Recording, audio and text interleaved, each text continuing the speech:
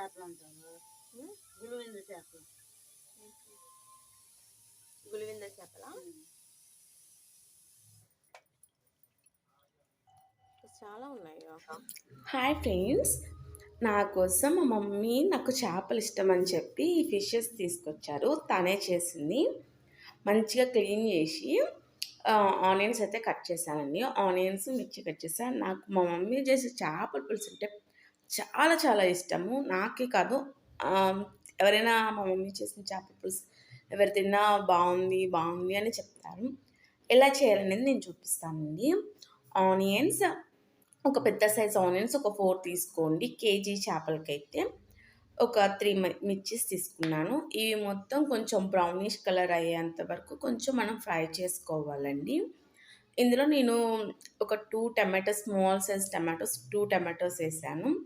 అల్లం వెల్లుల్లి పేస్ట్ ఒక స్పూన్ వేసానండి. ఆల్రెడీ మనం మసాలాలు కలిపిన దాంట్లో ఆ చేపలు నేను ఆల్రెడీ వేసాను. ఇందులో ఒక స్పూన్ వేసాను. కొంచెం బ్రౌనిష్ కలర్ వచ్చేంత ఫ్రై చేసుకోవాలి. ఈ క్లీన్ చేసుకున్న ఫిషెస్లో ధనియాల పౌడర్, కారం ఎక్కువ వేస్తే కొంచెం బాగుండిద్దండి. ఒక 4 టేబుల్ స్పూన్ కారం అయితే వేస్తున్నామండి. చూపిస్తున్నాను కదా, ఇది కొంచెం వేసినా సరే గుంటూరు కారం అనమాట, స్పైసీగా ఉండిద్ది. సో ఒక స్పూన్ వచ్చేసరికి పసుపు వేస్తున్నాము. తర్వాత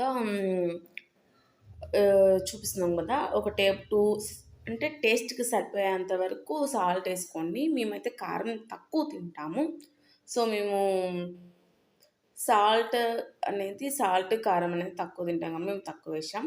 ఇది వచ్చేసరికి అల్లం వెల్లుల్లి పేస్ట్ ఆల్రెడీ అందులో వేసాం కదా, ఇందులో ఒక స్పూన్ వేసామండి. ఇవి మొత్తం మసాలా మొత్తం కలిపేంత వరకు, మొత్తం అన్నిళ్ళకి చేపల ముక్క పట్టేంత వరకు మనం కలుపుకొని ఉంచుకోవాలండి. ఇప్పుడు మా అమ్మమ్మ వాళ్ళకి చెట్టు ఉంది, అది ఆ చింతపండు అండి, పిక్క చింతపండు. అది మొత్తం గుజ్జు మొత్తం ఎంత చింతపండు ఉంటే తెస్తుంది.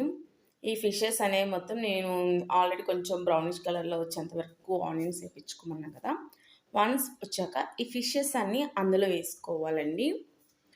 ఇవన్నీ మొత్తం కేజీ పైనే ఉన్నాయి ఫిషెస్ అయితే వేసుకున్నాము. ఇవి వేసుకున్నాక ఈ చింతపండు గుజ్జు అనేది అందులో వేసేసామండి. చింతపండు ఎంత ఎక్కువ వేసుకున్నా అంత టేస్టీగా ఉండిద్ది.